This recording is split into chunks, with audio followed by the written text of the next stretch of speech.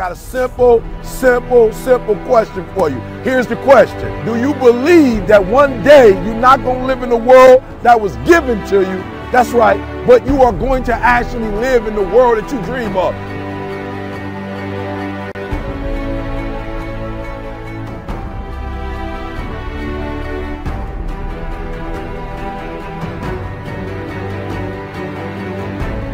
You got to make every single second count. You got to go in the future and see it, baby. And you got to come back in the present. And you got to take that big goal, that big dream, that big reality. That's what I said. You got to take that big reality and we got to take small steps and make it manageable to making your dreams become a reality.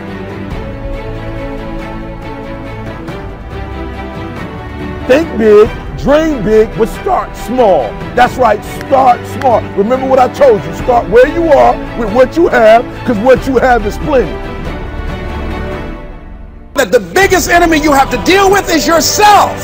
There's an old African proverb that says, if there's no enemy within, the enemy outside can do us no harm. You don't have to personally be perfect. Are you hearing me? There are those of you right now, you should have cut a CD. You should have wrote a book. You should have got in school and got that degree. You should have started your own business. There's so many things you should have done. You should have done, but you didn't do it because you're scared. You believe that you said scared of what? I ain't scared. You are scared. You are scared. You're scared of failure. You're scared to make a mistake. You're scared that you're not perfect. And I'm telling you today, you ain't got to be perfect. Are you hearing what I'm saying? You don't have to be perfect to get what you want, to do what you want, to have what you want, to be what you want. You don't have to be perfect. It's a lie. There will never be a point in your time, in your life, where it's the right time to do a great thing. If you're waiting for that perfect moment, that perfect timing, it's not going to happen. You know what you have to do? You have to create the perfect time and the perfect opportunity and the perfect situation. So that a lot of people become comfortable. They stop growing. They stop wanting anything. They become satisfied.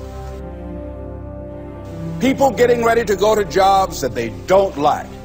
Jobs that are making them sick. You see, when you're not pursuing your goal, you are literally committing spiritual suicide. When you have some goal out here that you're stretching for and reaching for that takes you out of your comfort zone, you'll find out some talents and abilities you have that you didn't know you have. When the messenger of misery visits you, what are you going to do? What will keep you in the game? There are things that you think you'll never need to know, that you may only need to know one time in your life, but that could save your life because you had that knowledge. Unless you attempt to do something beyond that which you've already mastered, you will never grow. What is it that you looked at some point in time and you decided that you couldn't do it, that you talked yourself out of it? You're waiting on your next door neighbor to make it happen for you, it may not happen. If you're waiting on your mother or your father, they may be so ancient in their thinking that they don't understand this opportunity that you have. And if you're waiting on them, it may never get done. You don't beg average people to be phenomenal. You don't beg good people to be phenomenal. You just are phenomenal and you will attract phenomenal. What reason can you remember that you can call on, that you can reach on, that can make you get back up? Find that reason. If you're not where you are, if you're not where you want to be, if you don't have what you want to have, if you're not where you think you should be at this particular place, it has nothing to do with the system, but it has everything to do with the fact that you're not making the sacrifice. I want you to make that dream become a reality, because if you don't, you will be working for somebody else to make their dreams become a reality. Question is, what are you going to do with your time? What drives you? And greatness is a lot of small things done well. Day after day, workout after workout, obedience after obedience, day after day. When things don't work out for you, when things happen that you could not anticipate, what are the reasons that you can think of that can keep you strong?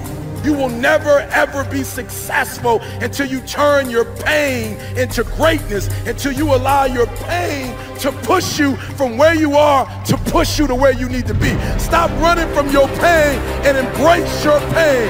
Your pain is going to be a part of your prize, a part of your product. I challenge you to push yourself.